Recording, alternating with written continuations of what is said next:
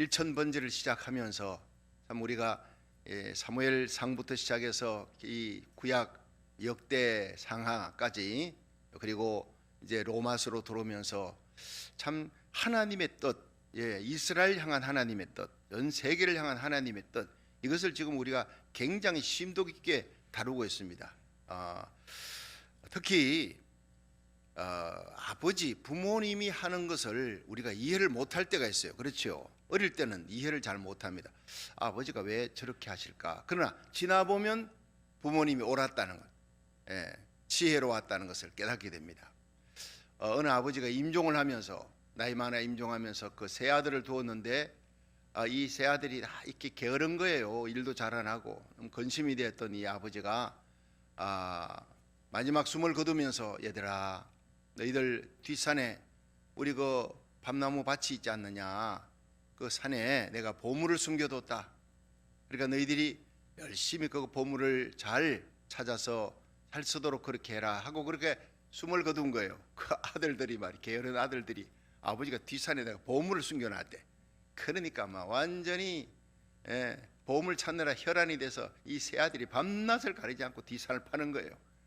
거칠은 그 뒷산을 막 열심히 곡괭이로 파고 막 기경을 하고 그 넓은 산을 다 파도 안 나오는 거예요. 깊이 팠는데 이 보물이 안 나오는 거예요. 투덜투덜합니다. 그런데 그 중에서도 막내가 제일 투덜합니다. 도대체 이런 일을 갖다가 아버지가 죽으면서까지 우리를 골탕 먹이냐 막 그러는데, 근데 첫째 아들은 그래도 장남이라고, 아버지가 뭔 뜻이 있을 거야. 우리 아버지가 마음이 깊잖냐. 우리를 위해서 지혜로운 아버지, 사랑하는 아버지가 한 것이니까 우리 원망하지 말고 한번 열심히 해보자. 그렇게 다른 거예요. 이 장남이라는 게 그렇게 열심히 파고 이랬는데 끝은 뭐 허망한 거예요. 그런데 연말이 되었는데요, 여러분, 얼마나 밤들이 주렁주렁 평상시보다 더 굵은 이 다마가 2배 3배 굵은 그 소출을 얻었어요. 그때야 깨달은 거예요. 아버지가 보물이 이거구나. 진짜 보물을 숨겨놓은 게 아니라 게으른 우리들이 일 안 할까봐, 밤나무 밭을 다 버릴까봐 그렇게 열심히 기경하라고 땅을 파고 기경을 하고 하니까 주렁주렁 뭐 몇 갑절 열매가 맺혀서 참 큰 부를 얻었다, 아버지의 뜻을 깨달았다 하는 그런 얘기가 있습니다. 여러분, 사도 바울이 고민한 거예요.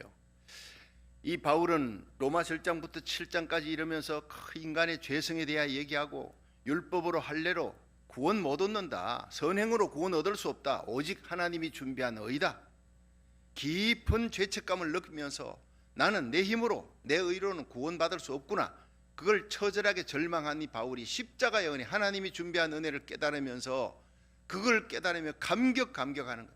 그러면 신앙생활을 하면서도 여전히 자기 속에 죄성이 있어.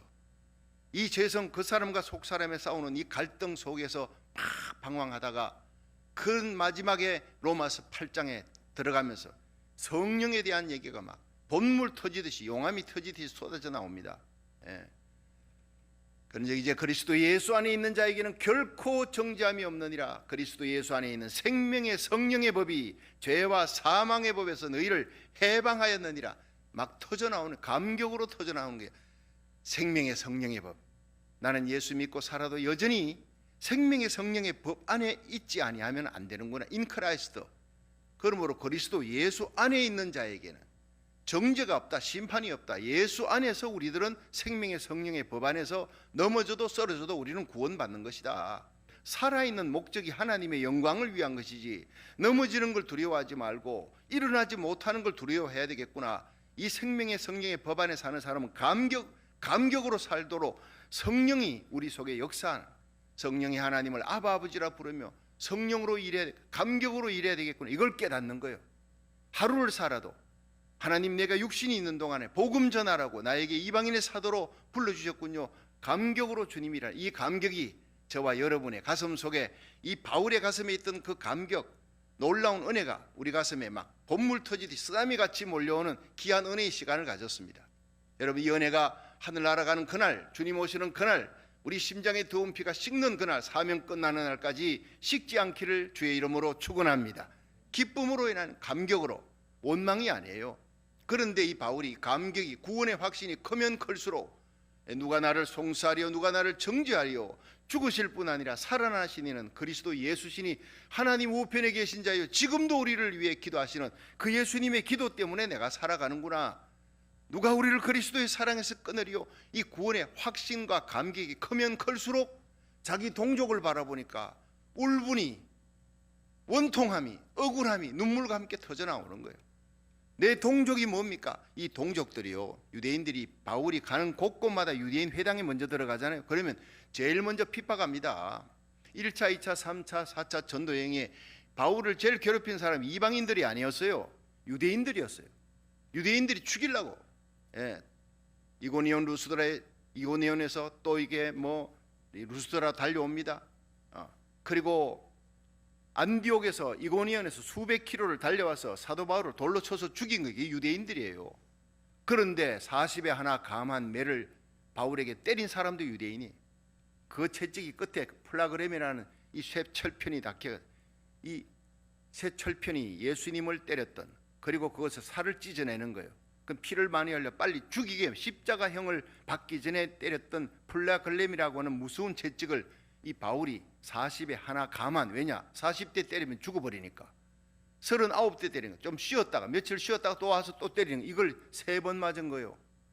그래서 산의 위험, 복음 전하다 산의 위험, 강의 위험, 도적의 위험, 강도의 위험, 그러면서 동족의 위험이 붙어요. 유대인들 하면 이가 갈릴 바울인데, 그런데 이 바울이 이가 갈리지 않아, 미워지지가 않아.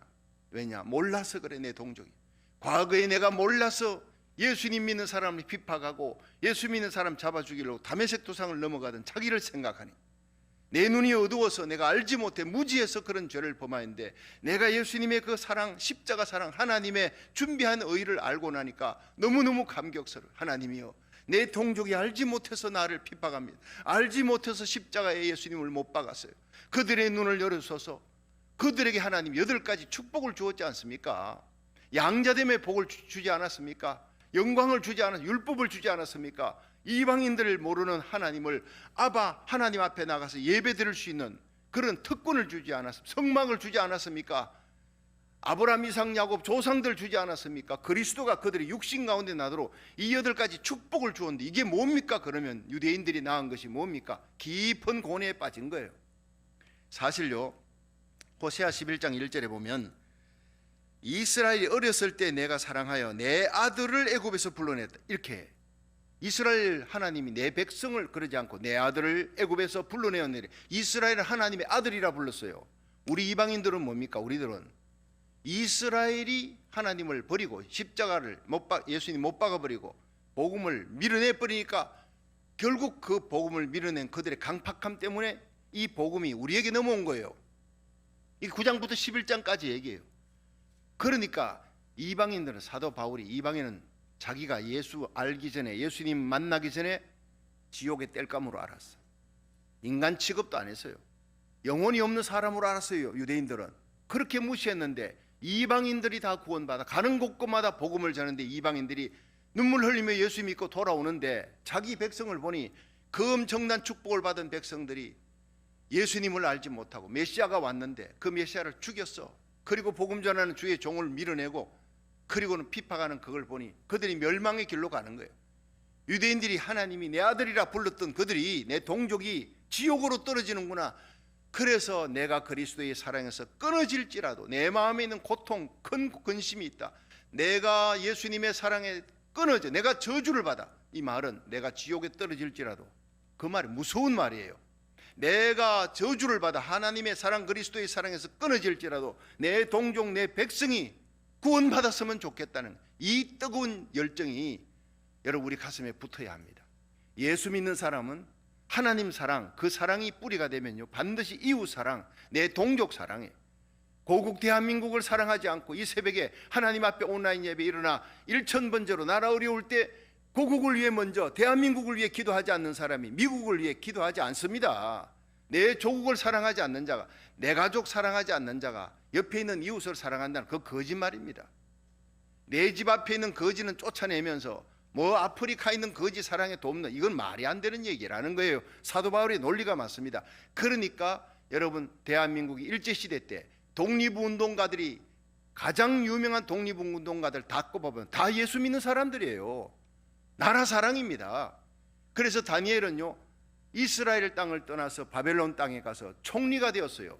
시민권 정도가 아닙니다. 총리가 되었음에도 불구하고 그 다니엘이 있는 바벨론을 위해 먼저 기도하는 것이 아니라 예루살렘을 향해 기도의 창을 열었어요. 자기 민족을 위해서 죽을 때까지 민족을 위해 먼저 기도하고, 나라가 민족이 어렵다니, 이스라엘이 어렵다니 히데겔 강가에서 21일 동안 금식하며 절식하며 하나님 앞에 매달린 사람이 다니엘입니다. 여러분 예수 제대로 믿는 사람, 성령 제대로 받은 사람, 영혼 사랑하는 뜨거운 열정을 가지게 됩니다. 여러분 우리 이웃, 믿지 않는 이방인들, 믿지 않는 외국인들, 우리 주위에 있는 사람들, 백인, 흑인, 멕시코 사람들 다 전도해야 됩니다. 뜨겁게 전도하기를 주의 이름으로 축원합니다. 그게 구원받은 성도의 영혼 사랑하는 열정이에요. 그런데 그보다 더 중요한 것은 내 동족, 내 민족, 새벽마다 저는 대한민국을 위해 먼저 기도하지 미국을 위해 먼저 기도한 적 없습니다. 고국 땅을 바라보면 기가 막힌 거예요. 예. 순교자의 흘린 피가 있는 민족, 지금도 살아있는 순교자 주의 종들 성도들이 새벽을 깨우며 기도하는데 나라가 힘들고 어려워져가는 모습을 보며 38선이 가로놓여서 도대체 몇십 년이 지나갑니까? 70년이 지나가잖아요. 하나님 언제까지입니까? 복음으로, 십자가 복음으로 통일될 수 있도록 자유민주주의로 통일되어 이사야 55장 5절 윤수년 선교사님이 이스라엘에 가서 20년 가까이 선교했잖아요. 거기서 깨달은 것이요, 이사야 55장 5절, 하나님이 동방에서 한 나라를 이스라엘 향해 달려오게 만들 때 하나님이 그를 불러서 보낸다는 거예요. 하나님이 불렀다, 하나님이 보낸, 이것이 코리아라는 거예요. 구약 성경에 코리아가 이미 하나님이 예정되어 있고 하나님이 택한 백성이에요.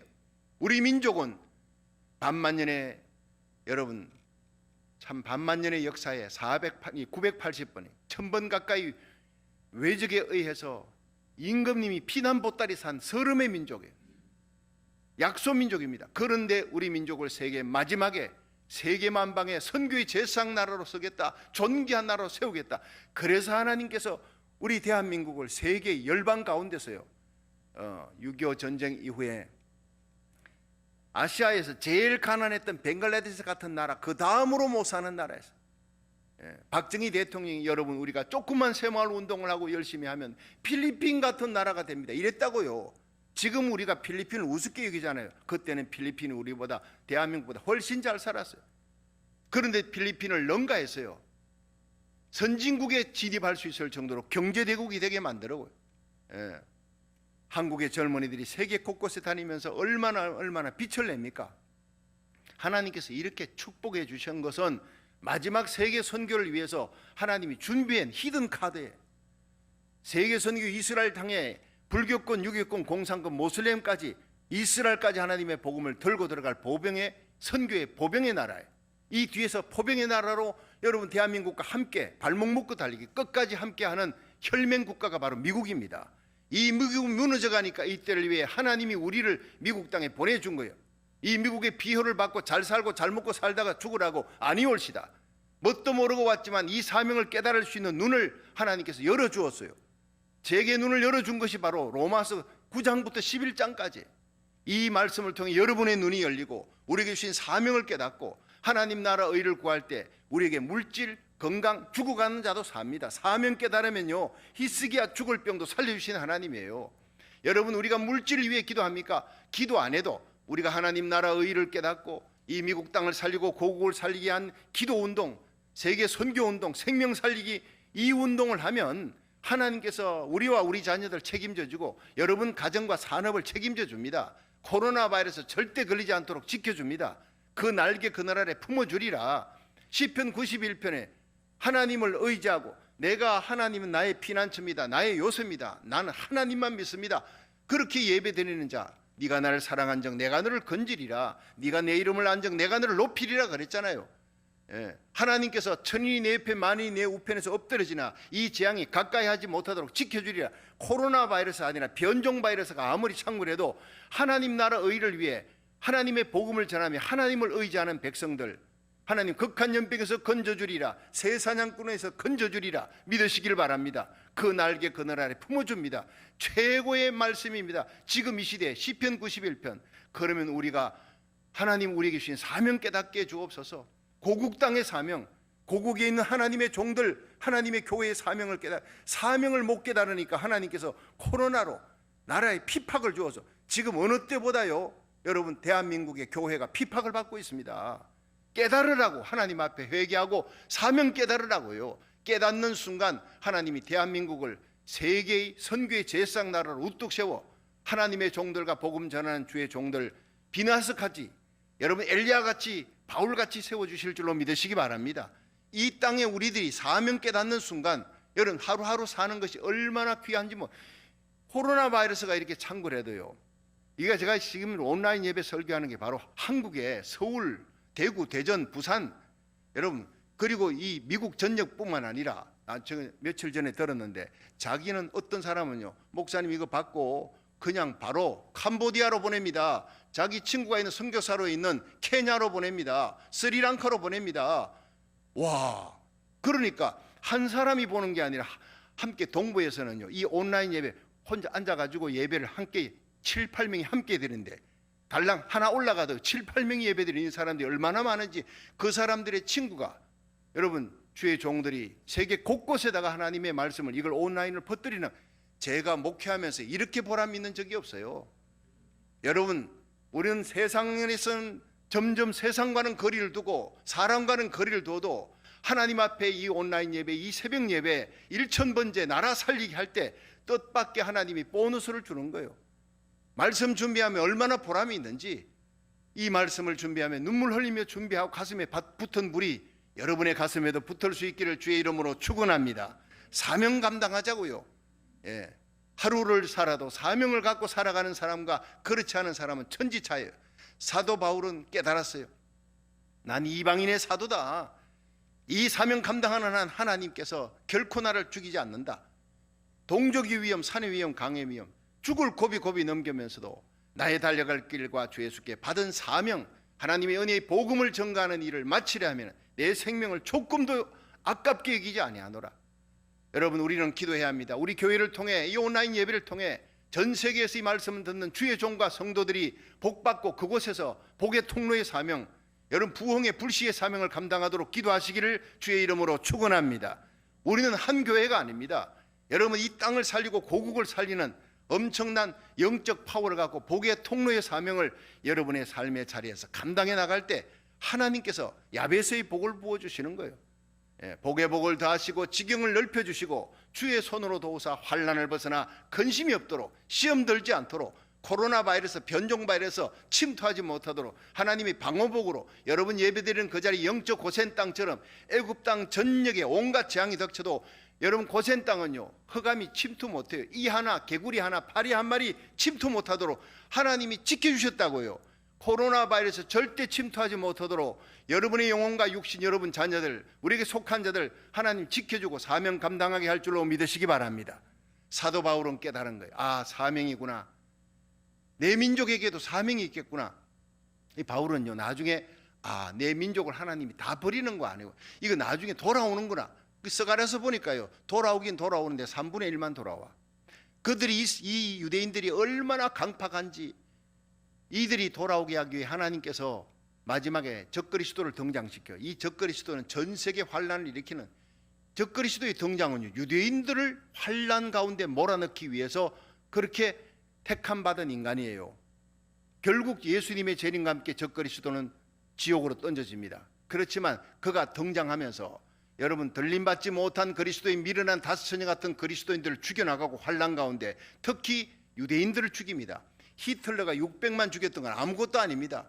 히틀러가 600만 죽인 그 대학살은 아무것도 아니라고. 적그리스도가 유대인들을 완전히 죽여나가는데 그들이 비로소 페트라 성에 들어가 거기서 환란 가운데 하나님이여 우리를 구원하소서 눈물로 회개하는 역사에 3분의 1이 돌아온대요. 그 3분의 2 돌아오는 역사가 스가랴 13장 8절에 여호와가 말하노라 이 온 땅에서 3분의 2는 멸절하고 3분의 1은 거기 남으리니 내가 그 3분의 1을 불 가운데 던져 연단하여 그들이 내 이름을 부르리니 내가 들을 것이라. 내가 그들을 구원할 것이다. 내가 그들의 하나님이 될 것이다. 이게 뭡니까? 여러분 스가랴 13장 8절은 장차 이스라엘 백성들이 전 세계에 흩어졌다가 돌아와. 근데도 그들이 예수를 믿지 않아. 예수님 메시아로 그렇게 인정하지 아니하니까 하나님이 대환란을 주는 그것이 후 3년 반입니다. 적그리스도 어디에서 예루살렘 성전 세우고 이스라엘과 7년 우호 협조 조약 맺고 예루살렘 성전 세워 그리고는 자기가 전 3년 반 끝난 후에 내가 하나님이다. 예루살렘 성전에 들어가. 여러분 그 유대인들이 자기가 하나님 인간이 이럴 수가 이거 속았구나 깨달을 때 여러분 이 유대인들이 적그리스도를 반항하고 대항하고 막 쿠데타 일으키고 할 때 유대인들을 몰살시키려고 달라든다는 거예요. 그래서 3분의 2가 죽습니다. 급하게 3분의 1을 하나님께서 독수리 날개를 업음같이 여러분 계시록 12장에 그게 독수리가 뭡니까? 미국입니다. 어빙 백스터 목사님이 그걸 깨달았어요. 예, 마지막까지 적그리스도에 대항하는 나라가 대한민국과 미국입니다.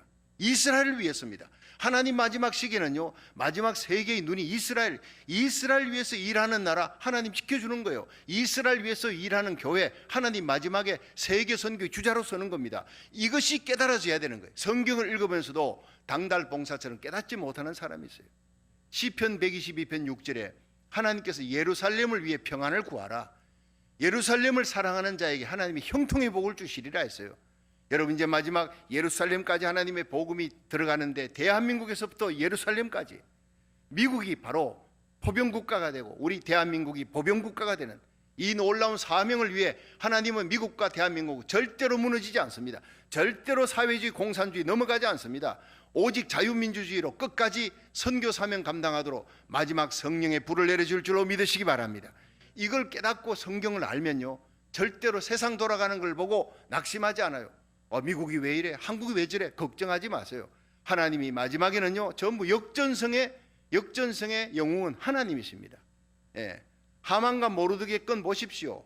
이스라엘 유대인들 완전히 몰살시키려 하는데 마지막에 하만은 그 유대인들을 다 죽이려고 했다. 그리고 모르드게를 죽이려고 짱대, 요즘으로 하면 십자가입니다. 자기 집에 달아놨어요. 그걸 딱 세워놨는데 자기가 달려 죽을 줄 어떻게 합니까? 하나님의 역사입니다. 여러분 우리가 하나님만 믿고 의지하면 세상 역사를 움직여 나가고 인간의 생사화복, 한나라의 흥망성쇠 모두 하나님이 주관하시는 줄로 믿으시기 바랍니다. 바울이 이걸 깨달았어요. 이스라엘이 뭡니까? 8가지 축복을 줬는데 이 이스라엘은 이 구원에서 다 밀려가고 이방인들이 구원받다니 이게 뭡니까? 하나님, 나는 이해가 되지 않습니다. 기도했습니다. 근심을 안고 기도했더니 하나님이 깨닫게 해주시는 거예요. 그걸 안고 너무 기뻐하면서 돌아온다. 이 복음이 다시 이방인의 때가 끝나면 유대인에게로 내 민족에게로 돌아가는구나. 그래서 사도 바울이 이방인에게 복음을 전하는 걸 미친 듯이 전하는 거예요. 지금은 유대인에게 들어갈 복음이 막혀서 강팍하니까 이방인들에게 복음을 전하면서도 그렇게 왜냐? 내 동족에게 복음을 전할 수 있는 그 기회가 다시 주어진다는 하나님의 말씀을 듣고 모세를 통해 말씀하신 것, 호세아를 통해 말씀하신 것, 이게 다 오늘 본문에 나오는 얘기예요. 그러면서 바울이 내 동족에게 다시 복음이 들어간단 말이냐? 보니까 호세아에 또 마지막에 스가랴서에 3분의 1이 돌아온대. 그렇구나. 하나님의 뜻은 하나님의 그 아들, 하나님의 장자 이스라엘 절대 버리지 않는구나. 그래서 바울이 미친 듯이 이방인들이 복음을 듣고 영적으로 축복받는 걸 보고 시기가 나서 내 백성 유대인이 구원받게 된다. 여러분 이걸 얘기하고 있는 거예요. 이제 하나하나 찾아보면서 은혜 받는 시간 되기를 축원합니다. 자, 첫째로 하나님의 절대 주권에는 불의가 없다는 거예요. 불의가 없다. 자, 6절 한번 보세요. 6절 시작. 또한 하나님의 말씀이 폐하여진 것 같지 않도다. 이스라엘에게서 난 그들이 다 이스라엘이 아니요 또한 아브라함의 씨가 다 그 자녀가 아니라 오직 이삭으로부터 난 자라야 내 씨라 칭하리라 하셨으니 8절. 곧 육신의 자녀가 하나님의 자녀가 아니라 오직 약속의 자녀가 씨로 여기심을 받았느니라. 자, 그러니까 여러분 이리 보세요. 하나님의 말씀 예언이 폐했느냐? 아브라함, 이삭, 야곱의 하나님, 이스라엘 백성들 하늘의 별같이 땅의 모래같이 하나님께서 그렇게 축복해 준다, 구원해 준다 했는데 이게 뭡니까? 하나님의 말씀 언약은 폐하여지지 않았다, 이루어진다. 그러면서 이스라엘 백성들이라고 다 구원받는 거 아니다.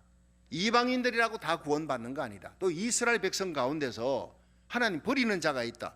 자, 아브라함의 씨 중에 이삭이 나기 전에 이스마엘 있었잖아요. 하갈의 몸에서 이스마엘 버림받았잖아요. 아브라함의 씨라고 다 구원받는 거 아니라는 거예요. 이스마엘 버림받고 이삭이 구원받아. 근데 이삭이 아브라함의 몸에서 적자로 났지 않습니까? 그렇지만 이삭의 몸에서 난 누구예요? 야곱과 에서 중에 에서는 버림받고 야곱은 구원받아. 그러니까 야곱과 에서라도 이 이삭의 아들이라도 다 구원받는 거 아니다. 이걸 깨달은 거예요. 그래서 이제 이삭과 야곱의 얘기가 그 뒤에 나옵니다. 한번 9절 보세요. 시작. 약속의 말씀은 이것이라 명령이 이때에 내가 이르리니 사라에게 아들이 있으리라 하시니라. 이뿐 아니라 또한 리브가가 우리 조상 이삭 한 사람으로 말미암아 잉태하였는데 그 자식들이 아직 나지도 아니하고 무슨 선이나 악을 행하지 아니한 때에 택하심을 따라 되는 하나님의 뜻이 행위로 말미암지 않고 오직 부르시는 이에게로 말미암아 서게 하려 하사 리브가에게 이르시되 큰 자가 어린 자를 섬기리라 하셨나니 기록된 바 내가 야곱은 사랑하고 에서는 미워하였다 하심과 같으니라. 오늘 본문의 제일 중요한 키포인트 13절입니다. 하나님이 야곱은 사랑하고 에서는 미워했다. 자, 여러분 이리 보세요. 야곱과 에서를 하나님이 행동하기 전에 벌써 복중에 있을 때, 아니 그 아기가들이 뭔 죄가 있습니까? 그런데 하나님께서 적자가 되는 장자가 되는 이 에서는 미워했대. 그 둘째 아들 되는 쌍둥이라도 늦게 나오는 야곱은 사랑했대. 그래서 하나님이 큰 자를 버리고 작은 자를 사랑하는 거예요. 이거 행동하기 전입니다. 이건 하나님이 정하신 거예요. 사도 바울이 왜 이 얘기를 하느냐? 이스라엘 백성이라고 다 구원받는 거 아니다. 이스마엘 버리고 이삭, 근데 이삭의 아들이라고 다 구원받는 거 아니다. 야곱은 사랑하고 에서는 미워했다. 이건 뭐냐? 하나님 마음대로다. 이게 중요한 거예요. 이걸 바울이 깨달은 거예요. 자, 여기에서요 10절 한번 보세요. 13절까지 했잖아요. 14절 한번 보세요. 14절 시작. 그런즉 우리가 무슨 말하리요? 하나님께 불의가 있느뇨? 그럴 수 없느니라. 하나님께는 불의가 없다는 거예요. 우리가 이걸 알아야 합니다. 모세에게 이르시되 15절 모세에게 이르시되 내가 긍휼히 여길 자를 긍휼히 여기고 불쌍히 여길 자를 불쌍히 여기리라 하셨으니 그런즉 원하는 자로 말미암음도 아니요 다른 박질하는 자로 말미암음도 아니요 오직 긍휼히 여기시는 하나님으로 말미암음이니라. 자, 여러분 여기에서 중요한 것은 우리가 구원을 받기 위해서 원하고 선행을 하고 하나님 우리 구원해 주세요. 그렇게 내가 아무리 다른 박질하고 열심을 내어도 소용없다는 거예요. 우리의 원함, 이스라엘 백성들이 구원받기에 그렇게 율법을 지키고 그렇지만 그들 중에 다 버림받는 자가 많잖아요. 그러니까 원하는 자로 말미암도 아니고 다른 박질하는 자도 말미암도 아니고 오직 긍휼히 여기시는 하나님으로 말미암음이니라. 하나님의 마음에 긍휼히 여기는 자는 구원하는 거예요. 그 긍휼히 여김, 불쌍히 여기는 마음을 하나님께서 우리에게 주셔서 저와 여러분이 택함받고 예수를 믿었고 이방인들 중에서도 하나님께서 예수 믿는 사람들은 적습니다. 유대인들에게 버림받았는데 유대인들이 복음을 밀어내버리니까 이방인에게 넘어간 그 복음이 이방인들이 예수 믿게 된 거, 이거 기적입니다.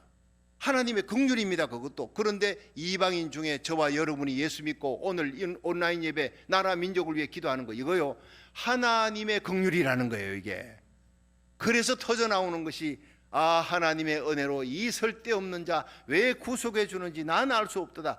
이 찬송이 바로 여기서 나오는 겁니다. 여러분 그러면서 17절에 이 바로 얘기가 나옵니다. 자, 17절 한번 보세요. 시작. 성경이 바로에게 이르시되 내가 이 일을 위하여 너를 세웠으니 곧 너로 말미암아 내 능력을 보이고 내 이름이 온 땅에 전파되게 하려 함이로라 하였으니 그런즉 하나님께서 하고자 하시는 자를 긍휼히 여기시고 하고자 하시는 자를 강팍해 하시느니라. 자, 여러분 이리 보세요. 하나님이 불의하냐 불공평하냐 그딴 소리 하지 마라. 하나님이 긍휼히 여겨 우리가 원한 것이 아니에요. 우리가 하나님을 잡은 것이 아니라 하나님 우리를 잡았고 우리가 하나님을 택한 것이 아니라 하나님이 우리를 택했다. 그렇다면 하나님 그 많은 사람들 가운데 우리는 택하고 저 버려진 사람들은 뭡니까? 이 바울은요 나는 구원받게 나 같은 핍박자 눈을 열어 구원받겠는데 내 동족들도 눈 열어 다 구원해 주면 안 됩니까? 했더니 하나님께서 내 마음이다. 하나님께서 바울에게 내 마음이다. 너를 택하고 핍박자인 너를 눈을 열어 내가 나타났고 너에게 예수 믿어 이방인의 사도로 삼고 너에게 특별한 은혜 준 거 내가 너를 불쌍히 했기 때문이다. 네 동족들 그렇게 많은 핍박자 너를 죽이려고 했던 그들을 눈 열어주지 않고 그들은 멸망의 길로 왜 가느냐? 받은 축복이 뭡니까? 그들은 나는 구원받았는데 그런 말 하지 마.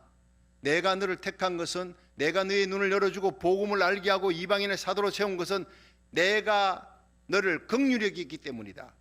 내가 불의하냐, 내가 불공평하나 그딴 소리 하지 마. 이 얘기입니다. 오늘 이 말씀이. 바로왕이 강팍했잖아요.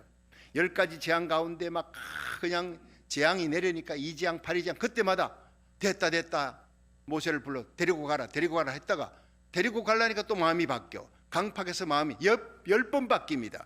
마지막 여러분 홍해 바다에 다 수장되어 죽는 거는요, 장자가 죽었어요. 장자 죽는 재앙을 보고도 마음을 강팍하게 해서 나중에 가라 해놔놓고 다시 이 900성의 병거를 몰고 그 애굽의 모든 병거를 끌고 이스라엘 백성 잡으러 가니까 결국에는 바다에 수장되지 않습니까? 왜냐?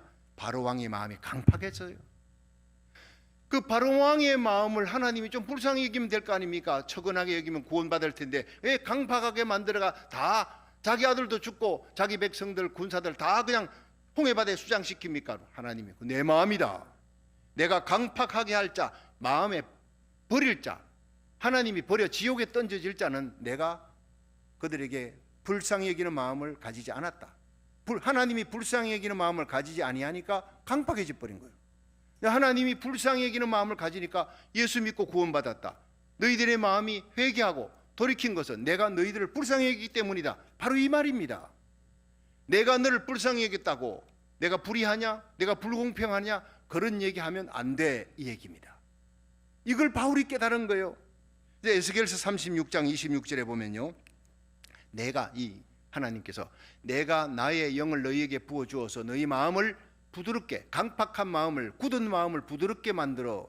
굳은 마음, 강팍한 마음은요 저주받은 마음이에요. 하나님이 부드럽게 해야지 구원받고 회개하고 예수 믿게 됩니다. 그 에스겔 36장 26절에 나와요. 그리고 또 내 영을, 내 신을 너희에게 부어 나의 율례로 행하게 할지라. 여러분, 예수 믿게 하는, 회개하게 하는 거 은혜 중에 은혜입니다. 제가 누차 얘기하지만 나 같은 죄인이 예수 믿고 회개하고 십자가 보혈 부여잡고 구원받은 거 하나님의 불쌍히김을 받았다는 거예요. 천천만만 중에 하나하나. 여러분, 76억이 지금 전 세계에 있는데 예수 믿는 사람 그 중에 드뭅니다. 그 중에서도 성령으로 거듭난 사람은 정말 복이 드뭅니다. 적은 무리여 기뻐하고 즐거워 하나님이 너희를 구원하시기를 하나님이 기뻐하셨다. 여러분, 하나님께서 보실 때 온 인류 중에 구원받고 천국 들어가는 무리들은 지극히 적은 무리예요. 제가 이슬람 선교 갔지 않습니까? 터키 이슬람 선교에 가가지고 2주간 동안 복음 전하는데 거기에 다녀보니까 구제품 전달하러 갔는데 거기에 선교사와 하루 종일 차 타고 다녀도요 예수 믿는 사람 한 명 만나볼 수 없어. 시장에 가서 과일 사려고 막 그리고 예수님 전합니다. 그들은 믿지 않습니다. 예수는 그냥 예언자래. 이슬람 사람들이 볼 때 예수는 그냥 예언자래. 구세주라 그러면 난리가 납니다. 그런데도 이 구호품을 여러분들이 헌금해서 갖다 준 구호품을 쌓아놓고 그 사람들이 왔어요. 내 복 한마디 하래. 내가 이 사람들을 언제 보겠냐. 그 옆에서 그래, 목사님 예수 전하면 안 됩니다. 이거 큰일 납니다. 잡혀갑니다. 그래. 내가 아주 잡혀가면 여기서 순교당하고 좋지 뭐. 내가 소원이 순교인데. 여러분, 이 선물은 바로 예수님이 준 겁니다. 예수님이 누구냐? 하나님의 아들입니다. 여러분을 위해 십자가에 달려 죽은 자요, 부활하신 자요, 이 예수를 구주로 믿어야 구원받습니다. 예수는 예언자가 아닙니다. 예수는 하나님의 아들입니다. 막 그걸 전하는데 옆에 사람이 새파래지잖아요. 근데 아무도 안 잡아가더라고요. 하나님이 내가 아직도 해야 될 일이 있으니까. 내가 지난번에 너무 무모한 짓을 했어요. 그래서 어떤 테러가 강해질지도 모르는데, 그러나 여러분, 사도 바울은 자기가 구원받고 보니 이 복음이 너무너무 귀해. 동족들에게 매맞으면서도 그 동족들에게 복음을 들고 가고, 이방인들에게 죽을 고비 넘기면서도 복음 들고 간 거예요. 이 복음을 위해 생명 걸었던 믿음의 선열들 때문에 우리가 구원받은 거 아닙니까? 여러분이 성경책에 붉은 책, 이렇게 붉은 책을 색깔로 이렇게 해놓은 것, 금색도 있지만은 붉은색으로 이렇게 성경책을 이렇게 칠해놓은 거 여러분 있을 겁니다. 저 어릴 때는 붉은색이만 요즘은 전부 다 금색으로. 그런데 금은 천국의 길이 황금길이다, 믿음은 금이다, 그 뜻이지만 나는 붉은 게 더 좋아요. 예수의 보혈. 성경 굵은 동아줄이라면 그 속에 심지가, 빨간 심지가 있다. 창세기부터 계시록까지 예수님의 십자가 얘기를 하고 있는 거예요. 구원의 얘기를. 그런데 여러분, 이 하나님의 복음을 전하기 위해 수많은 선교사들, 수많은 전도자들의 그 피의 강물, 피의 시체의 다리를 거쳐 내게 복음이 들어왔다고 그렇게 얘기하는 선교사의 얘기를 들으면서 제가 눈물을 퍽 쏟았던 적이 있습니다. 하나님, 내 피를 바쳐 내가 복음을 전할 수 있는 하나님의 종이 되어 나를 디딤돌로 서서 하나님의 복음을 받아들일 수 있는 믿지 않는 자가 이슬람권에 그리스도를 알지 못하는 내 백성이 예수 믿을 수 있다면, 나의 시체의 다리를 거쳐서 나를 통해 내가 복음을 받아들이기 위해 수많은 선교사의 시체의 다리를 거쳐 이 복음이 왔다면 나를 통해 또한 복음이 들어갈 수 있게 해 주옵소서. 이게 바울의 마음이었고 우리의 마음이 되어야 합니다. 이렇게 복음을 위해서 목숨을 거는 그런 사도 바울의 뜨거운 열정이 여러분 이 로마서에 다 녹아있지만 특히 자기 동족을 향해서 9장부터 11장까지 나오는 거예요. 우리가 구원받은 것 절대 하나님의 은혜다. 멸망받는 자의 마음은 강팍해진다, 바로왕처럼. 그런데 구원받는 자의 마음이 회개의 눈물로 적셔지고 하나님 앞에 십자가 부여잡고 십자가 바라볼 때마다 감격의 눈물이 흐르는 것은 하나님이 너희들에게 은혜를 주셨기 때문이다. 불쌍히 여기는 마음으로 성령을 부어주셨기 때문에 너희들의 마음이 녹아내리는 것이다. 할렐루야. 마지막 세 번째가 하나님의 절대 주권은 우리가 판단해서는 안 된다는 거예요. 첫째는 하나님의 절대 주권에는 불의가 없다. 둘째는 하나님의 절대 주권이 우리 구원의 기초가 된다. 셋째가 바로 우리가 하나님의 절대 주권을 함부로 판단하지 말라. 이게 마지막 토기장의 비유로 끝나는 거예요. 자, 우리 19절부터 한번 보세요. 자, 19절 시작. 혹 내가 내게 말하기를 그러면 하나님이 어찌하여 허물하시느뇨 누가 그 뜻을 대적하느뇨 하리니 이 사람은 네가 위기에 감히 하나님을 힐문하느뇨 지연받은 물건이 지은 자에게 어찌 나를 이같이 만들었느냐 하겠느뇨 토기장이가 진흙 한 덩이로 하나는 귀히 설 것을 하나는 천이 설 것을 만드는 권위 없느냐. 만일 하나님이 그 진노를 보이시고 그 능력을 알게 하고자 하사 멸하기로 준비된 진노의 그릇을 오래 참으심으로 관용하시고 또한 영광 받기로 예비하신 긍휼의 그릇에 대하여 그 영광의 부유함을 알게 하고자 하실지라도 무슨 말하리요. 요까지 19절부터 23절까지가 토기장이 비유해서 하나님 어떻게 그렇게 편파적일 수 있습니까? 아니 야곱가에서 태어나기도 전에 벌써 하나님이 구원과 미워하고 사랑하고 구원받고 멸망받고 갈라놓고 말이지. 어떻게 이스라엘 백성들은 그렇게 특권과 축복을 8가지 줘놓고 또 버리고 이방인들 저들이 지옥에 뗄까면 저들은 구원받고. 이거 내가 보니까 좀 뒤죽박죽인 하나님이 리즈너블 하지 못한 것 같아요. 이렇게 하지 말라. 그래서 토기장이가 이 토기를 흙을 갖고 빚어가지고 진흙을 빚어 만드는데 이 토기장이가 요강을 만들어. 소변 보는데 토기장이가 그릇을 이쁘게 만들어 임금님 밥상에 올라가는 수라상의 그릇으로 만들어. 하나님, 누구는 수라상에 임금님 밥상에 올라가고 누구는 저렇게 천한 요강으로 만들고 이건 아니잖아요. 그럴 수 있느냐? 토기장이 마음이다. 여러분, 엿장수가 1분에 가위질을 몇 번 합니까? 그게 진리입니다. 엿장수 마음대로입니다. 우리를 구원하는 건 하나님 마음이다. 바울, 너 핍박자 있지만 난 너 구원해서 내 마음이다. 유대인들 많은 핍박자가 있지만 내가 버려버렸어. 그런데 그들을 향해서 하나님 불공정하다 할 수 있느냐? 바울아, 너 정신 차려. 이 바울이 그걸 깨달으면서 너무 큰 은혜가 막 그래서 나 같은 죄인이 구원함을 받은 것이 이게 하나님의 은혜구나. 하나님의 은혜구나. 지옥의 제일 밑바닥에 들어갈 내가 하나님의 은총과 불쌍힘을 받았구나. 이게 감격이 막 터져 나오는 거예요. 그러면서 이 토기장이 비유. 자, 예를 들어 전쟁터에서 수많은 수백만 명이 다 총 맞아 죽었어요. 근데 하나님 지나가면서 너 살아나. 그 중에서 한 10명만 살렸다 합시다. 나머지 죽은 자들이 왜 우리는 안 살립니까? 할 수 있느냐? 그럴 권위 없다는 거예요. 너희들은 원래 죄악 가운데 죄와 허물로 죽었던 자들이다. 그러니까 창세기에 6장 5절에 그 마음의 생각, 인간의 모든 마음의 생각의 모든 계획이 항상 악할 뿐임을 보시고 땅 위에 사람 지었었으면 한탄하실 때 이게 인간이 죄 지은 인간의 마음이에요. 강팍한 마음이에요. 구원받을 수 없는 마음. 그런데 하나님이 노아를 선택했어요. 하나님의 긍휼이. 노아가 특별히 잘난 거 아니에요. 하나님이 은혜 베푸셨어요. 아브라함이요. 그 아버지보다도 특별히 나은 거 있느냐? 별거 없어요.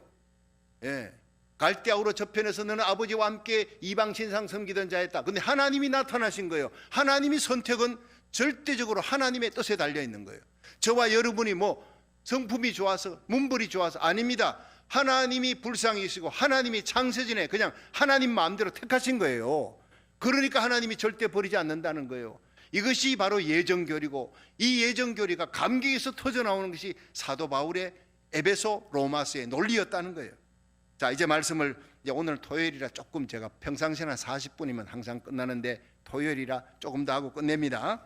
자, 여기에서요 24절 한번 보세요. 24절 시작. 이 그릇은 우리니 곧 유대인 중에서 뿐만 아니라 이방인 중에서도 부르신 받은 자니라. 호시아 그래도 이러기를 내가 내 백성 아닌 자를 내 백성이라, 사랑치 아니하는 자를 사랑한 자라 부르리라. 너희는 내 백성이 아니라 한 그곳에서 저희가 살아계신 하나님의 아들이라 부름을 얻으리라 함과 같으니. 이게 호세아서에 나오는 얘기예요. 호세아서 1장 10절에 여러분 이 얘기를 바울이 인용하면서 하나님이 내 백성 아닌 자에서 내 백성이라 부르리라, 이방인들 가운데 하나님 불러주겠다, 이 얘기가 그 뒤에 보면요 10장에 또 나옵니다. 19절 10장 19절 한번, 요거 짝이니까 한번 찾아보세요. 자, 10장 19절 시작. 그러나 내가 말하노니 이스라엘이 알지 못하였느뇨. 먼저 모세가 이르되 내가 백성 아닌 자로서 너희를 시기나게 하며 미련한 백성으로서 너희를 노엽게 하리라. 요게요 신명기 32장 21절에 나오는 얘기예요. 장차 너희들 이스라엘 백성들이 시기할 백성이 나온다는 거예요. 미련한 백성들이 구원받고 영적인 축복을 받아서, 그래서 그들을 막 노엽게라는 말은요 시기한다는 말입니다. 이게 바로 뭡니까? 여러분 이사야 55장 5절에도 대한민국 얘기가 나오지만 로마서 10장 19절에 이 얘기가 바로 대한민국 얘기하는 겁니다. 여러분 이리 한번 보세요. 여러분들은 워낙 얘기를 많이 들었지만요, 이 온라인 예배 듣는 가운데서 이런 얘기가 처음 듣는 성도들이 있을 거예요. 저는 담대히 얘기합니다. 35년 목회하면서 이건 대한민국이다. 여러분 유대인들이 지금 전 세계에 흩어졌어요. 2000년 가까이 돌아다니면서 그들은 금융업을 했어요. 유대인들은 노벨상의 40%를 다 차지합니다. 맨하탄, 뉴욕 맨하탄에 가면 큰 건물 빌딩들 다 마철로 빌딩들, 저거 누구 거냐 하면 다 유대인들 겁니다. 여러분 우리가 예배드렸던 그 큰 건물 있지 않습니까? 웨어하우스 그걸 갖다가 우리가 참 개조해 가지고 예배드리는 그런 건물을 그 주인이요 자기는 100개나 갖고 있대요. 와, 참 유대인들 대단합니다. 그러면서도 허름한 옷 입고 다녀요. 돈 벌어는 거 가지고 전부 다 자기 민족 살리기 위해서 이스라엘 땅으로 다 보내. 여러분 우리 큰딸 주은이 지금 그 덴버에 피아노 교수하는데 그 선생님이 프레슬러라고 대단합니다. 미국 최고의 피아노 교수입니다. 근데 이 사람이 90이 넘었는데 지금도 더 허름한 옷 입고 허름한 차 타고 학교에서 하도 허름한 차 타고 다니니까 학교에서 교수님의 품위가 있습니다. 인디아나 대학 교수가, 최고의 교수가 이거 타고 다니니, 그러니까 학교에서 차를 공짜로 사줬어요. 그럴 정도로 뭐 하느냐? 엄청난 돈을 벌어요. 그런데 그 돈을 번 걸 갖고 뭐 하느냐? 내 딸이 그래요. 아빠, 다 이스라엘로 보낸대. 자기 민족을 위해서. 2억의 아랍에 둘러싸여 있는 내 민족이 살아야 되는데 600만, 900만 그 민족들이 살 수 있기 위해서는 우리가 이렇게 전 세계에 흩어졌던 유대인들이 그렇게 자기 민족을 사랑하면서 보내니까, 그러니까 이스라엘 백성들은요 돈 많은 나라, 부자 선진국가 부러워하지 않아요.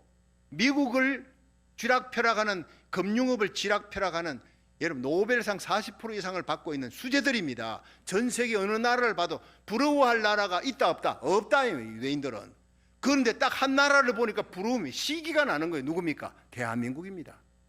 여러분 메시아닉 주들이 얘기합니다.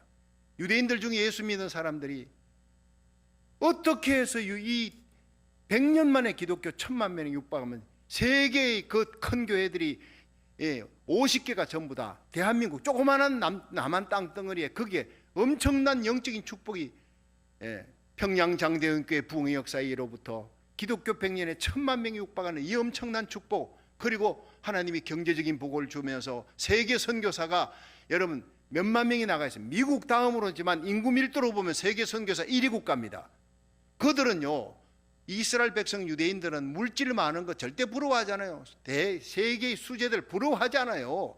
다 자기들 밑에요. 자기들이 최고라는데 자기들이 부러워하는 민족이 있어요. 대한민국입니다. 그래서 이스라엘에 제가 선교가 샬롬 예루살렘 대 우리 여기 성도들과 함께 갔을 때 그들이 한국학과에 대학교에 한국학과 다니는 여학생이 달려와서 우리가 한국말을 막 하더라고. 이스라엘 대학에 자기 한국어학과 들어갔대. 그러면서 뭐 슈퍼주니어라든가 소녀시대 얘기하면서 너무 부럽대. 나중에는요 한국 남자하고 결혼하고 싶다 이런 얘기가 나와요. 한국에 대한 부러움과 동경을 뛰어넘어서 얼마나 막 한국을 우상시하는지 몰라요. 왜 그렇게 했습니까? 대한민국이 바로 그 이스라엘 땅에 가서 하나님의 복음을 전할 나라이기 때문에 내가 거기 가서 확신을 하고 돌아온 거예요. 다른 나라는 이스라엘 땅에 복음을 못 전해요. 샬롬 예루살렘 대회에서 회개 기도문을 읽으면서 성령님이 나로 하여금 무릎을 꿇으라 무릎 꿇고 네가 그들에게 기독교인들 중세 기독교인들이 유대인들을 핍박했던 거 죽였던 거 이걸 내가 예수 이름으로 회개합니다. 내가 대신 회개합니다 했더니 성령님이 네가 말만 하지 말고 무릎 꿇으라. 무릎을 꿇는 순간 눈물이 비오듯이 쏟아졌어요. 제가 여러분에게 몇 번 간증했죠. 그 순간 거기에 있던 2,000명의 하이파이에 있는 유대인들이 예수 믿지 않는 유대인들이 가슴에 다 눈물을 흘리면서 마치고 내려오니까 막 구름대같이 내 손 한번 잡아보려고. 네가 울 때 내가 울었다. 네가 무릎 꿇을 때 내가 눈물을 흘렸다. 아우슈비츠 수용소에서 구원받았던 마지막까지 살아남았던 7명이 그 자리에서 저 무릎 꿇은 저 사람이 뭔 죄가 있냐, 한국에서 온 사람이 우리한테 핍박 한 번도 하지 않았는 한국 사람 그리스도인이 왜 무릎 꿇고 우리한테 사과하느냐, 저 사람이 믿는 예수를 내가 믿어야 되겠다, 저 한국 사람이 믿는 예수 믿어야 되겠다 하고 자기들이 돌아가서 7명이 결단하고 예수 믿겠다고 저한테 연락이 온 거예요. 할렐루야. 한국 사람밖에 없어요. 전 세계 마지막 달려가 복음 전할 민족은 한국 백성밖에 없다는 걸 제가 체험했지 않습니까? 그럼 대한민국 절대 무너지지 않습니다. 대한민국을 뒤에서 돕는 포병의 나라 미국 절대 무너지지 않습니다. 제가 확신을 가지고 있는 거예요. 그래서 이 사명을 갖고 주의 나라를 깨우는 우리 주님 세운 교회, 이 온라인 예배를 통해서 전 세계를 하나님의 복음을 전하며 깨우잖아요. 마지막 시대적 사명을 감당하는 저와 여러분이 되기를 주의 이름으로 축원합니다. 이제 마지막 얘기입니다. 그 뒤에 여러분 이제 9장 마지막 부분을 한번 보세요. 27절, 9장 27절 시작. 또 이사야가 이스라엘에 관하여 외치며 이스라엘 뭇자손의 수가 비록 바다의 모래 같을지라도 남은 자만 구원 얻으리라. 주께서 땅 위에서 그 말씀을 이루사 필하시고 끝내시리라 하셨느니라. 또한 이사야가 미리 말한 바 만일 만군의 주께서 우리에게 씨를 남겨두지 아니하셨다면 우리가 소돔같이 되고 고모라 같았으리로다 함과 같으니라. 그런즉 우리가 무슨 말하리요? 의를 쫓지 아니한 이방인들이 의를 얻었으니 곧 믿음에서 난 의요 의의 법을 쫓아간 이스라엘은 법에 이르지 못하였으니 어찌 그러하뇨? 이는 저희가 믿음에 의지하지 않고 행위에 의지함이라. 부딪힐 돌에 부딪혔느니라. 기록된 바 보라 내가 부딪히는 돌과 거치는 반석을 시온에 두었노니 저를 믿는 자는 부끄러움을 당치 아니하리라 함과 같으니라. 아멘. 이 마지막 부분 27절에서 29절은 이스라엘의 남은 자만 구원받는다. 앞으로 대환란이 일어납니다. 그 모든 환란, 7년 대환란도 전 3년 반 지나고 적그리스도가 예루살렘에 내가 하나님이다, 성전은 세워지고 내가 하나님이다 들었을 때 이스라엘은 대학살을 당합니다. 그러면서 그들이 돌아옵니다. 그들이 산울가로 페트라성에 숨어서 하나님의 예수님이 하나님이었구나, 메시아였구나 회개하고 돌아옵니다. 그래서 페트라성 그곳에 곳곳에다가 지금 영국과 미국의 성경 그룹이 그곳에 진공통조림과 함께 히브리어로 된 성경을 넣어놓습니다. 전도지를 넣어놓습니다. 그들이 그곳으로 올 것이다. 남은 자만 구원받을 때 3분의 2가 멸절당하는 대환란을 당하고 3분의 1 남은 자만 돌아오는 거예요. 이 마지막 이 일을 위해서 세계의 시계는 칙칙폭폭 가고 있습니다. 여러분 지금 마지막 얘기 하나 하고 마치겠는데, 사람들이 백신을 맞지 말라 하는 그런 동영상이 돌아가지고 많은 성도들이 저한테 목사님 이거 백신 맞지 말란데요. 이게 안에 보니까 영어로도 된 것도 나오고 동영상에 루시프레이저 얘기, 루시프레이저 그리고 060606 666 숫자가 나오는데 이게 이 백신이 맞으면 큰일 난대요. 이거 완전히 666이래요. 이게 모든 정보가 우리 모든 정보 다 뺏기고 막 그냥 마인드 컨트롤 다 당한대요. 여러분 속지 마십시오. 몰라서 그래. 그거 보면요, 나도 얼른 보니까 겁이 덜컥 나더라고. 이거 혹시 싶어. 그래서 집중적으로 연구했어요. 워낙 그런 게 많이 알고 보니 시한부 종말론자들이 퍼뜨린 거예요. 여러분 이게 지금 그 바람이 미국에도 막 불고, 그런데 그걸 가만히 연구해 보면요, 옳은 말도 있고 틀린 말도 있어요. 그래서 우리가 다니엘서 요한계시록을 공부하면서 마지막 하나님이 징조를 보여주는 거, 마지막 건강한 종말론을 가르치게 한 거, 굉장히 하나님이 시기적으로 모든 것을, 이 말씀을 그렇게 이끌어 나갔구나, 하나님의 커리큘럼이었어요. 여러분, 마지막 때 날과 시는 알지 못해요. 휴거 날씨 얘기하면 그 이단입니다. 그러나 징조를 통해서 우리가 보고 깨닫게 됩니다.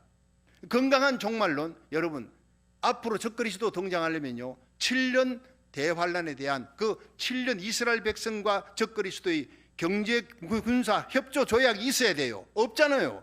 그리고 예루살렘 성전이 세워져야 돼. 성전 안 세워졌잖아요. 근데 무슨 666 얘기가 벌써 나오고 맞으면 안 된다. 여러분, 적그리스도가 등장하고 3년 반이 지나야 돼요. 그 3년 반 동안 우리는 복음을 전합니다. 그 3년 반 동안 대부흥이 그때 일어납니다.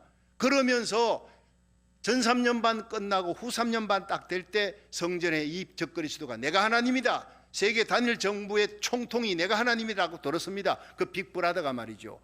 그러면서 그때 우리는 들림받아 올라가는 거예요. 우리는 들림받아 올라가지만 남아있는 유대인들이, 그리고 미련한 다처녀 같은 사람들이 핍박을 받는 그 대학살로 들어가는데, 그때 짐승의 우상에게 경배하는 자에게 오른손과 이마에다가 인을 받습니다.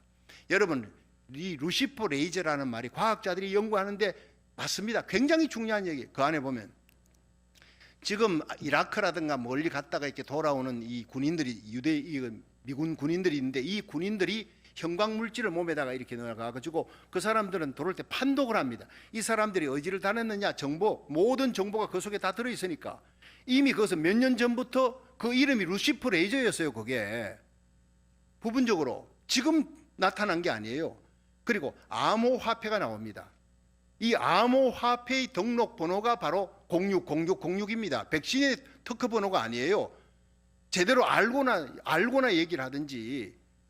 그리고 영적 분별력을 우리가 알아야 되는 거예요. 060606은 암호화폐인데, 이 암호화폐는 무엇이냐 하면요, 우리들이 모든 정보, 가지고 있는 모든 그 살아가는 정보라든 이 신분증 같은 거 있지 않습니까? 자꾸 분실하니까 이 신분증 분실하지 않도록 이걸 몽땅 다 모아, 그리고 이것을 가지고 화폐로 씁니다.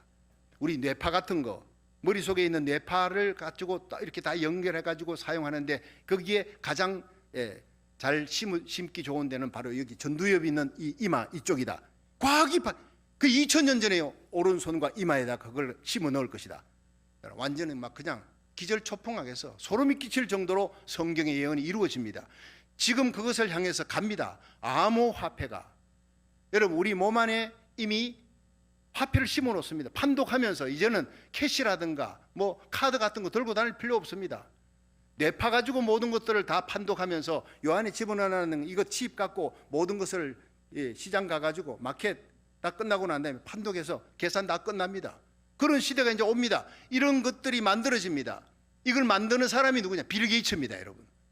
그럼 지금은 아닙니다. 이런 것들을 열심히 만드는데, 여기저기 이 부분적으로 만들어진 것을 마지막으로 종합적으로 하나의 칩으로 만들어질 때는 앞으로 몇 년 더 지나야 돼요. 이것이 마지막으로 종합편으로 완성본이 딱 나타나서 그것을 오른손이나 이마에다가 박도록 이용하는 사람이 적그리스도예요. 그러므로 지금은 아니다. 그리고 지금 여러분 백신 맞아도 된다. 내가 여러분 감히 얘기하는 것은, 이걸 맞아야 여러분이 이 모든 바이러스로부터 여러분 침투하는데 항체가 생기고 살아갈 수가 있잖아요. 경제활동을 재개할 수 있고. 지금은 하나님의 복음을 전하고 아직 전 3년 반 들이닥친 것도 아니에요. 근데 이 시기와 때를 알고 하나님의 말씀만 갖고 되는 게 아니에요. 신문을 봐야 돼요. 세상 돌아가는 상황을 보고 우리 성도들을 깨워서 기도하게 만들며, 우리에게 속한 자들 영적 파수꾼의 사명, 나팔수의 사명을 잘 감당할 수 있도록 생명 살리는, 영혼 살리는, 그리고 나라 민족을 위해 기도하는 이 시기와 때를 알고 이 모든 재앙을 능히 피하고 인자 앞에 서도록, 통과하고가 아니에요. 이 모든 재앙을 능히 피하고 인자 앞에 서도록, 장차올 적그리스도의 대환란을 능히 피하고 인자 앞에 서도록 항상 기도하며 깨어있는 저와 여러분 되기를 주의 이름으로 축원합니다.